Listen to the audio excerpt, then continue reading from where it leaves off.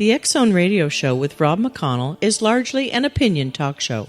All opinions, comments, or statements of fact expressed by Rob McConnell's guests are strictly their own and are not to be construed as those of the X-Zone Radio Show or endorsed in any manner by Rob McConnell, Relmar McConnell Media Company, the X-Zone Broadcast Network, its affiliated networks, stations, employees, or advertisers.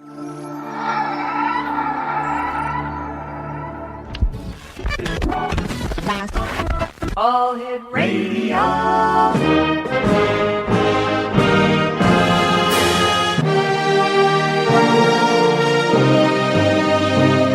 Welcome to the X-Zone, a place where fact is fiction and fiction is reality. Now, here's your host, Rob McConnell. Welcome back to the X-Zone, everyone. My name is Rob McConnell, and we're coming to you live and around the world on the Talkstar Radio Network and our fine broadcast to affiliates across Canada, the United States, Central America, the Caribbean, South America, the Pacific Rim, Asia, and Europe.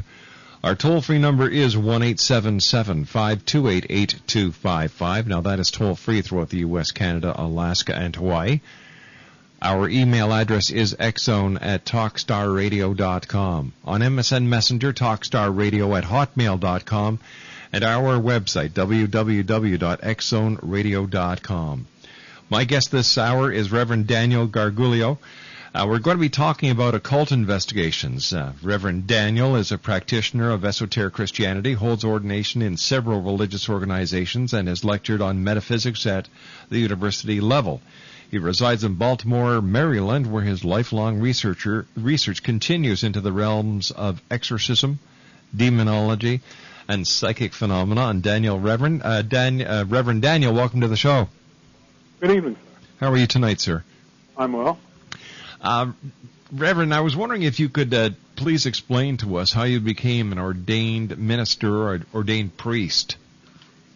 Well, it happened through a series of rather unusual circumstances for such a thing, I would say. In the early 1990s, I became associated with a metaphysical bookstore in Allentown, Pennsylvania called Cosmic Visions Limited, which was run by a gentleman named Jay Solomon, who was very well known in the metaphysical field at that time.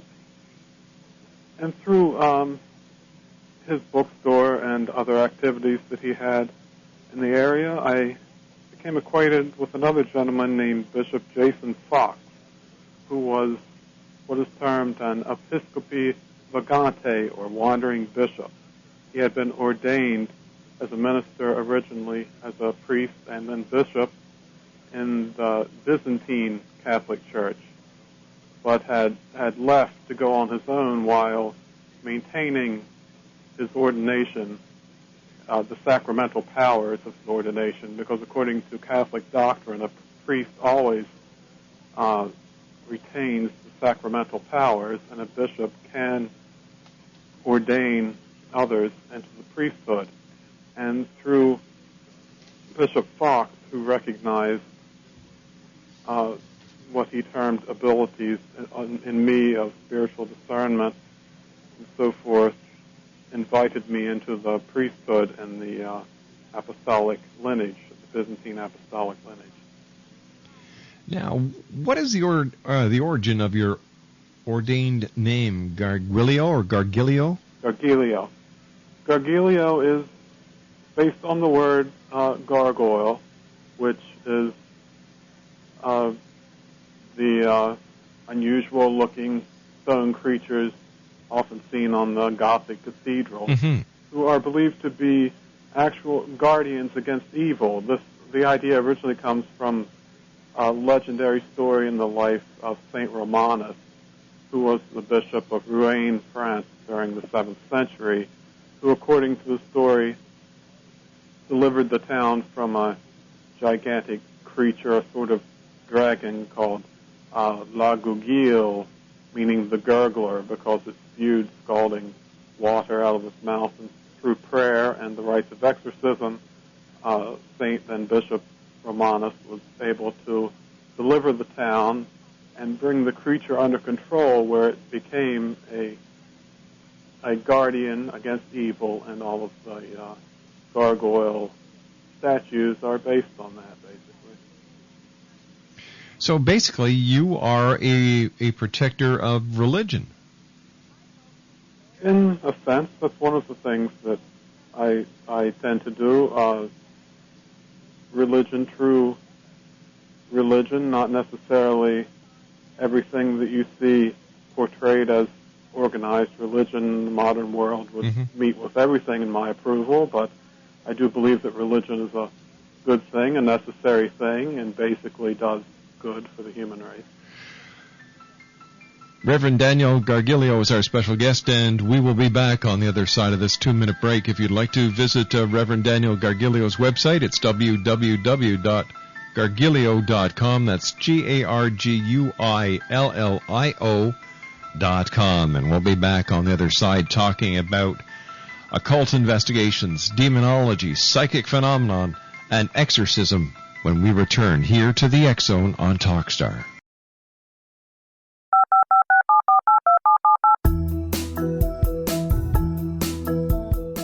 Did you know that when you're on the road with limited data or Wi-Fi, you can still listen to the X Zone radio show with Rob McConnell, The Science of Magic with Gwilda Wiyaka, X-1, Dimension X, Space Patrol, and every minute of the X Zone broadcast network by calling 213-401-0080, courtesy of Audio Now. No smartphone, app, or internet needed. It saves your data plan, and it's free if you have unlimited minutes. Call 213-401-0080 to listen on any phone, anytime, anywhere. Remember, 213-401-0080 for the best of the paranormal, parapsychology, and sci-fi radio programming anywhere, 24/7, 365. The Reverend Daniel Garguillio is our special guest. His website is www.garguillio.com. And Reverend Daniel, what is esoteric Christianity? Esoteric Christianity is a belief that there is more to Christian doctrine, and especially to the Holy Scriptures and the interpretation of the Holy Scriptures, than is usually portrayed to the public by organized religion, basically, is one way of stating it. The ancient belief of Gnosticism was one sort of esoteric Christianity, but by far not the only one. How different is real religion from the religion that we know? Real religion is concerned with the betterment of humanity, quite simply. It is not based around far too much of what you see in organized religion these days. Ministers and priests of organized religion more interested in, of course, money-making and getting involved in politics for their own reasons rather than for the betterment of humanity. That's how I would express that. Plus, I would say religion is a bit more esoteric Christianity. Anyway, in a religious context, is more intellectually based than the more external forms of religion, which are more emotionally based. What is one great mystery of biblical interpretation you could reveal and share with us? One of my personal favorites is in the Gospel according to St. John, the first chapter, the 5th verse. Says, "The light shines in darkness, and the darkness did not comprehend it." In the Latin, it's lucere in tenebris lucet, et tenebris non comprendis. And the interesting thing there is the mix of present and past tense. The light shines in darkness, present tense, and the darkness did not comprehend it, past tense. And that reveals the mystery that light, things of God, things of goodness exist outside of the time-space continuum, while darkness, the things of evil, the evil spirits, are bound up in matter, in time and space. That's one of the mysteries that I can reveal, which is a favorite of mine. Do you think that we are in the apocalyptic end times as depicted in the book of Revelations? In one sense, we have to remember that the end times began with the coming of the Messiah, which was, in Christian belief, of course, was 2,000 years ago with Jesus Christ. But beyond that, I would say we are moving into that era. I do believe, personally, that the signs are there. Does your belief in the apocalypse differ than the belief by so many others in organized religion that it is going to be the end of the world? I have some definite differences in belief from what they think. I don't think that it's going to be a great tragedy in the end. Good will triumph, of course, and the forces of darkness will be destroyed. The sad thing is what's going to happen in the meantime, when many people, even well-meaning, good Christian and other good religious people, good Jews, Muslims, and other good religious people are going to follow the Antichrist, unfortunately thinking that he is Christ or the Messiah of the various religions. That's the great tragedy, I think, of the coming apocalypse. If the end times are near, Reverend, do you believe that the Antichrist is already on this planet? I believe that it's very possible, yes. I wouldn't say definitely. We're not to say that. No human being can know that. But I think it is possible, yes. What is your interpretation, sir, of the number 666? The basic interpretation is that the number 7, of course, is the number in biblical numerology, the number of perfection. So the number 666 falls short of it 3 times, once for each of what would otherwise be the Holy Trinity. Mm-hmm. So the 666 basically represents the diabolical parody of the Holy Trinity. Is it then misconstrued as the mark of the beast? No, because it is the mark of the beast.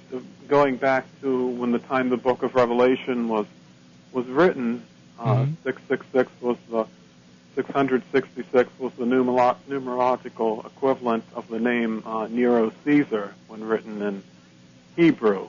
And Nero, of course, being the great persecutor of Christianity during the 1st century A.D., was a type of Antichrist who will be a great persecutor of all things good while portraying himself as the Messiah during the end times. How, sir, do you believe we will know the end times are here? One thing is to know how to identify the Antichrist when he reveals himself. For one thing is, I believe that the vast majority of people will believe that he is Jesus Christ, because the word Antichrist, Antichristos, in the original Greek of the New Testament, means not only against Christ, but it also means before Christ, as in coming before Christ, and instead of Christ. And the Antichrist will appear before Christ, and I believe that those who believe in the so-called rapture theory, or rapture doctrine, who believe that Christ is coming first, are in serious danger of ending up worshiping the Antichrist. You have done occult investigations, and I was wondering if you could tell us your most, the case that shook you the most when it comes to demonology. And is demonology dealing with Satan directly? Demonology is the study of the demonic realm. It goes back to the the Middle Ages, when the priests of the Catholic Church would study the demonic realm in order to understand which demons may be plaguing a person, if they had perhaps the desire to commit murder or perverted sexual desires or various things of that sort. That's the origin of the term demonology, the study of demons, basically, usually in the sense of demonologists today use as a prelude to exorcism, if possible. How many different demons are there? There are, at the very least, hundreds of thousands. I think it's more likely millions. According to the New Testament, the book of Revelation, the demons are 1/3 of the angels who fell with Satan when he was cast out of heaven, who followed Satan in his rebellion against God and were cast out with him. Now, what has happened to you, or what experience have you had when dealing with demons? Well, I've been doing this as an occult investigator since 1984. I was very young at the time. I actually started, I was 15 years old.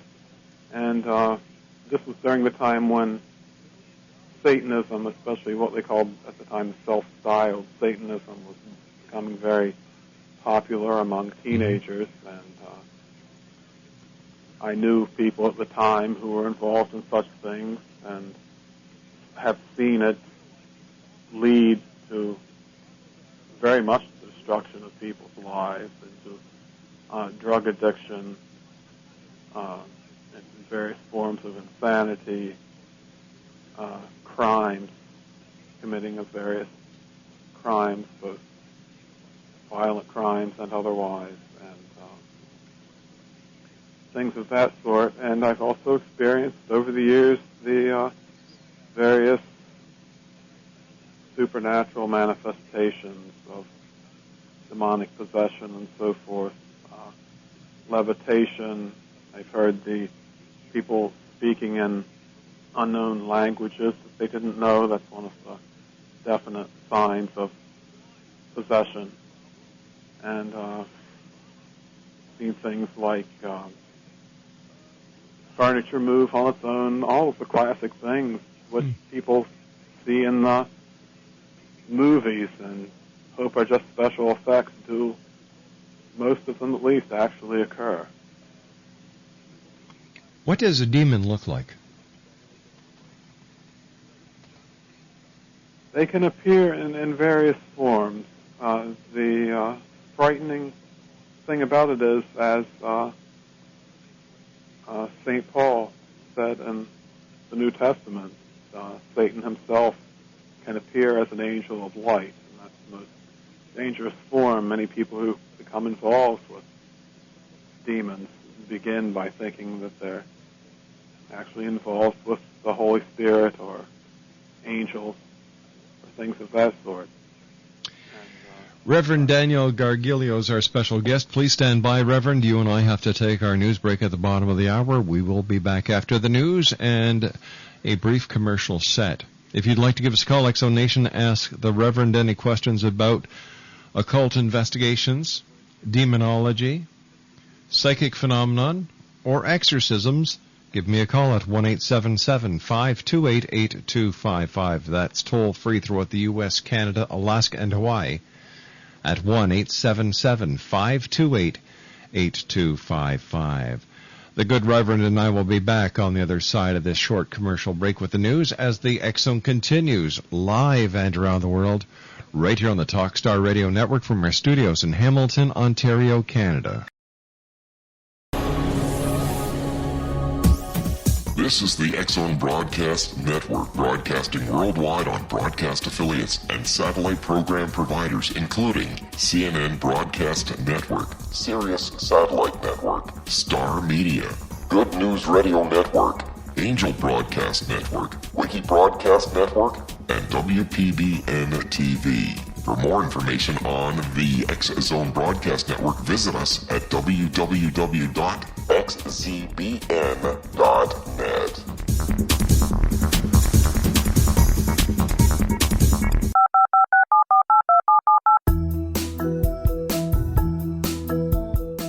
Did you know that when you're on the road with limited data or Wi-Fi, you can still listen to the X-Zone radio show with Rob McConnell, The Science of Magic with Gwilda Wiyaka, X-1, Dimension X, Space Patrol, and every minute of the X-Zone broadcast network by calling 213-401-0080, courtesy of Audio Now.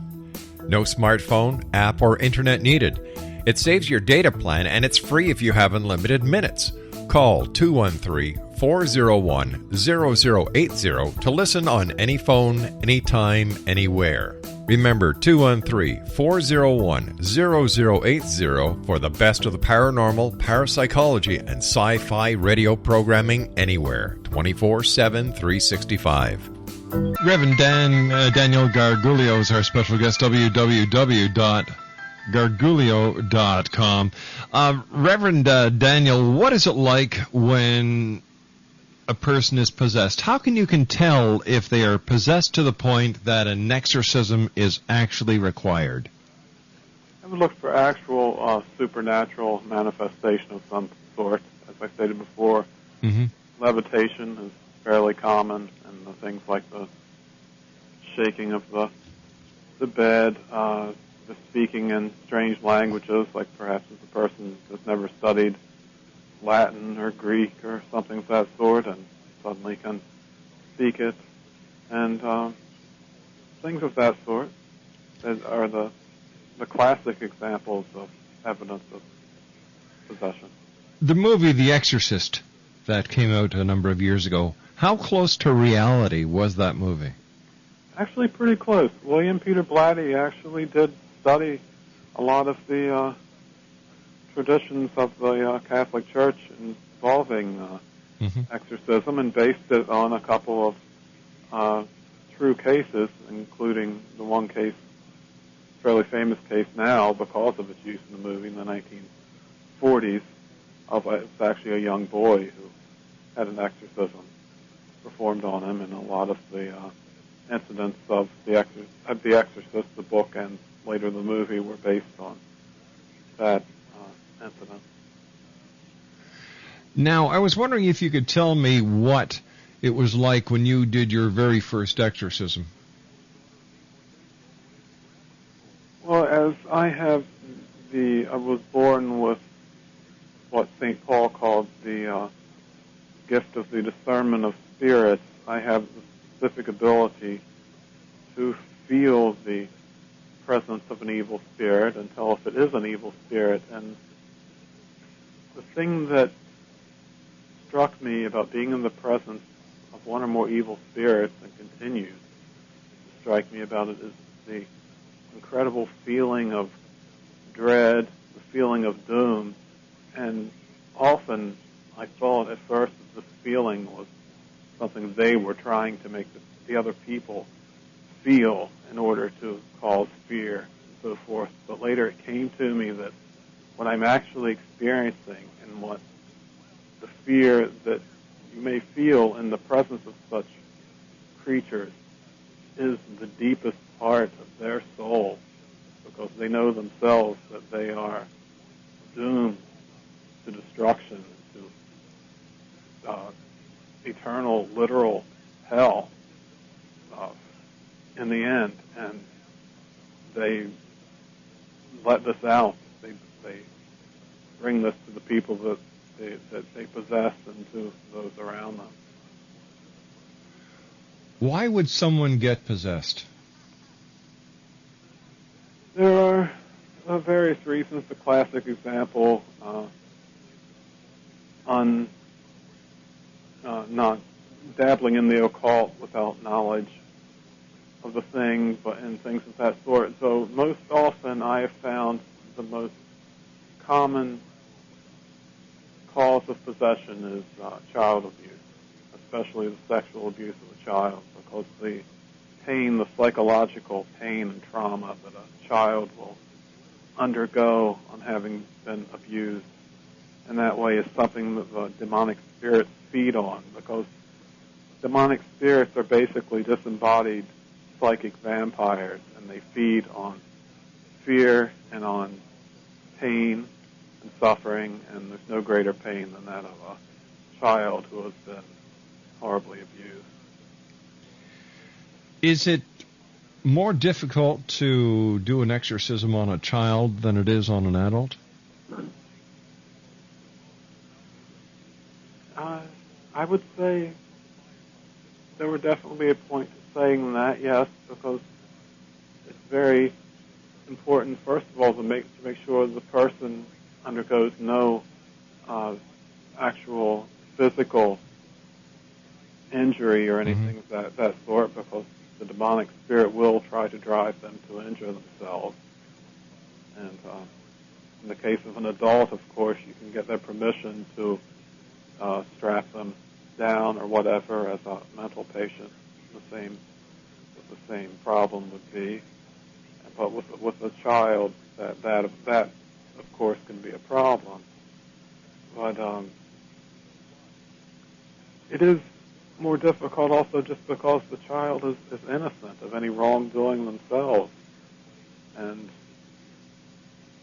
in the case of an adult, you could get them to repent from whatever sin or evil that they've done that may have gotten them there, while the child is suffering because of someone else's evil. So in that case as well, it is much more difficult, yes. What do you take with you when you go on an exorcism, and how do you prepare yourself?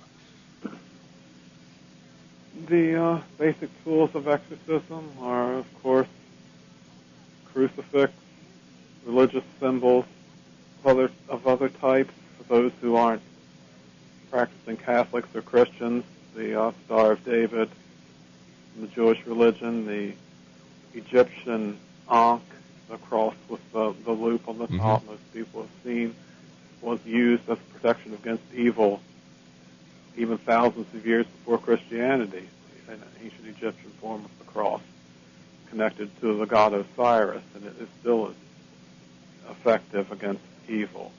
And, of course, holy water that has been blessed by a priest or minister, the classic rites of exorcism, readings from the Holy Scripture, and all things of that sort. Are you in any danger when you perform an exorcism? Exorcists are in danger, and in many different ways, especially psychologically speaking.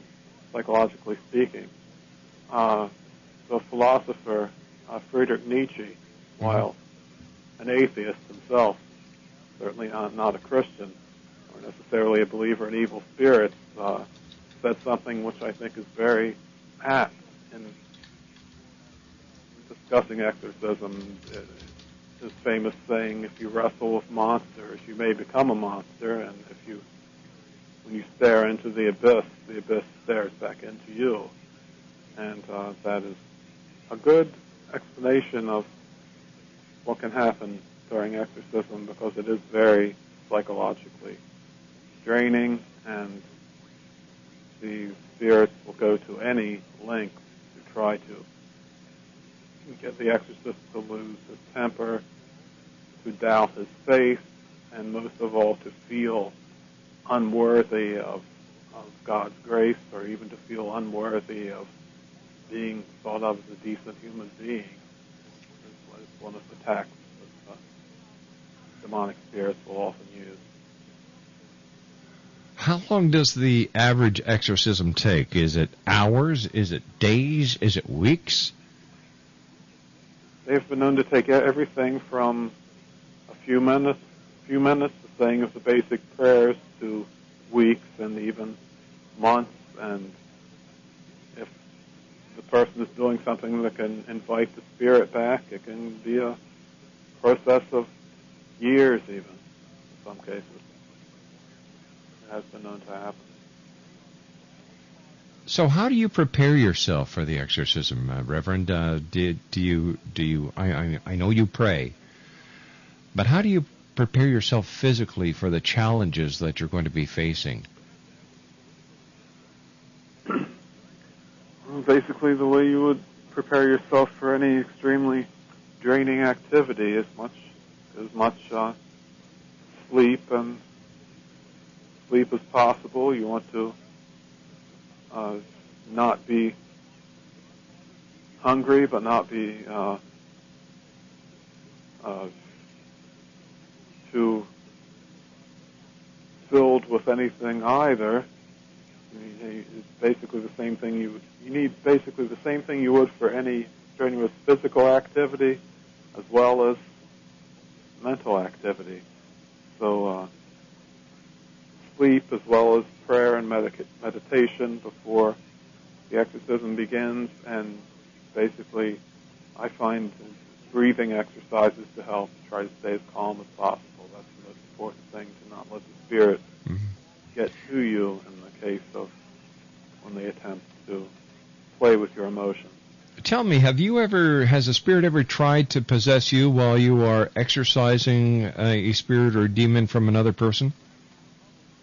That is very common, and while I can say it hasn't really worked with me, that is a lot more common than people would think, and even some of the saints of the church have been possessed. I mean, even after they were Christians living a saintly life. I mean, demonic spirits are very proficient at finding ways in through weaknesses, psychological, mental weaknesses.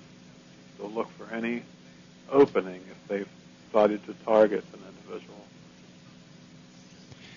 Since you joined the priesthood, how many exorcisms have you done?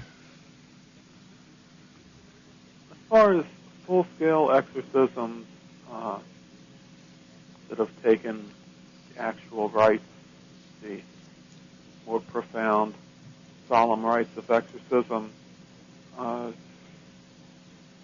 less than, around 100, I would say.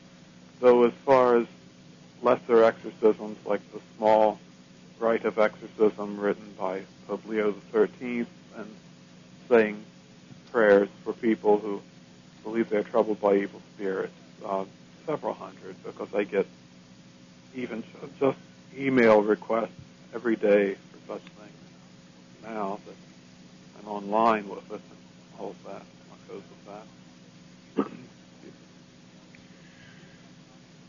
Where do these spirits or the demons go after they are exorcised by you? The goal of exorcism is to send them back to hell, to perdition, to the abyss, as it is called in the New Testament.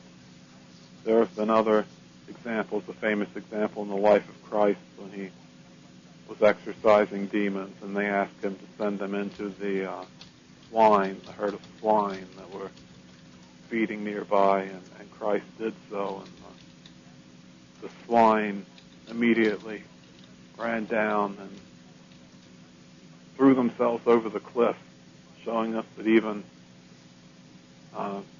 swine, pigs, know better than to have anything to do with demons. Basically the moral of that story.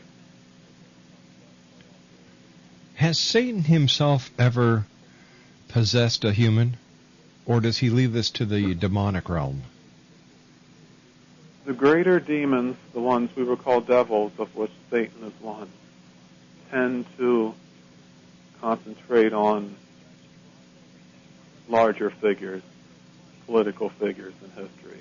Examples would be, of course, like Emperor Nero, Hitler, of course, more recently, perhaps Saddam Hussein, people of that sort, dictators, Stalin, perhaps Pol Pot, people of that sort, are the people who are possessed by the greater demons of the names of Satan, Lucifer, Beelzebub, and so forth.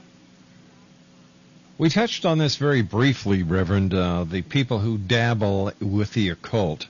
Now, there are many people these days who are taking up the occult and the paranormal as a hobby. Are they putting themselves in danger? Well, I would in no way condemn anyone who wants to study the magic or Wicca, white witchcraft, or anything of that sort. But I must warn people to be, careful to study, not to just take it up as a hobby, but to take it up as a very serious study, as you would any study on a scholarly level. And I in no way condemn people who are occultists. There are some very good people who are occultists, and I don't believe it all leads to evil. I believe that what we call magic, or even what we rather loosely call witchcraft, is not an immoral force, not a moral force, but an amoral force, which can be used for good or evil. But any sort of power can corrupt and can lead the person to use it for selfish means, which is an opening in itself for demonic influence. Reverend Daniel, we have to take a commercial break. We'll be back on the other side. And when we come back from the news at the top of the hour, Jesse Kelsey will be joining me. He is a astronumerologist. And if you'd like to give us a call and speak to the Reverend, we've got about 4 minutes left at 1-877-528-8255, and we'll be back on the other side as the X Zone continues on Talkstar. This is the X Zone Broadcast Network, broadcasting worldwide on broadcast affiliates and satellite program providers, including CNN Broadcast Network, Sirius Satellite Network, Star Media, Good News Radio Network, Angel Broadcast Network, Wiki Broadcast Network, and WPBN TV. For more information on the X Zone Broadcast Network, visit us at www.xzbn.net.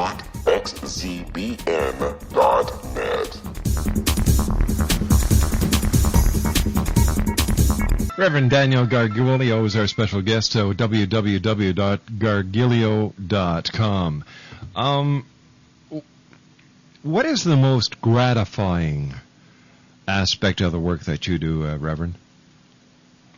To help the children who have been abused. That's really the most important thing to me when you really come down to it. That's something that's very important to me, and I respect anyone who works in that sort of realm, whether spiritually or otherwise, because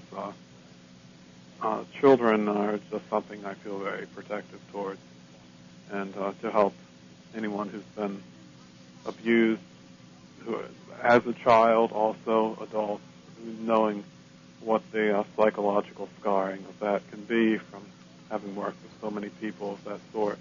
That to me is the most important thing.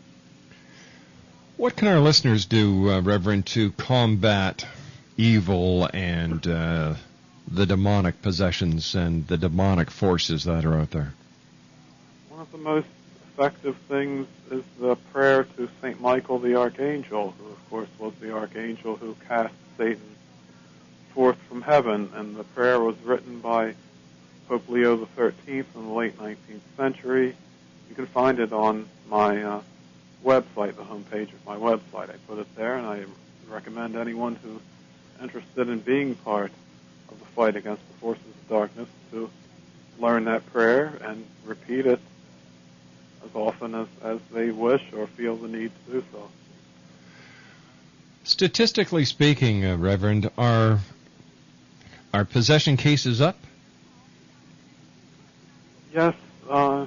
Recently, I've seen a great heightening in them, and even the current Pope, even though the Catholic Church in recent years, unfortunately, has mostly kept silent about such things. The current Pope Benedict XVI is being said there are some rumblings underneath at the Vatican, according to what some people have put out in the news recently, that the Vatican is going to finally begin taking possession and exorcism very seriously again within the church.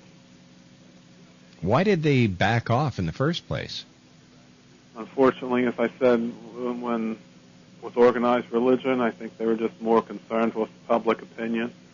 It seems like some crazy medieval belief, and they just didn't want people to associate them with that. And unfortunately, human nature being what it is, that became more important than doing the work that God had called them to do. That makes no sense because religion itself is an ancient belief. That's true. So how could they cast one out and keep the other? They just try to keep the positive things that people like and not to bring about the negative parts of it, I suppose. Reverend, I want to thank you very much for joining us tonight, sir. Can you let our listeners know how they can contact you? You can contact me through the website, garguillio.com, GARGUILLIO.com, and on there you'll find the link with my email address. You can write with prayer requests or any inquiries, and I'll get back to you as soon as I can. Reverend, take care of yourself, and a Happy New Year to you and yours. Happy New Year to you, sir. Good night, sir. 1-877-528-8255 is toll-free throughout the U.S., Canada, Alaska, and Hawaii. My name is Rob McConnell. Now, when we come back from the news at the top of the hour at 6.5 minutes past, we are going to be joined by Jesse Kelsey. And Jesse is an astronumerologist. He's going to be joining us and taking your calls at 1-877-528-8255. The X Zone is a place where people dare to believe and dare to be heard. It's a place where fact is fiction and fiction is reality. We come to you Monday through Friday from 10 p.m. Eastern until 2 a.m. Eastern, right here on the Talkstar Radio Network. I'll be back with Miss Brandy and our next guest, Jesse Kelsey, when we return from the news, live from our studios in Hamilton, Ontario, Canada, right here on Talkstar.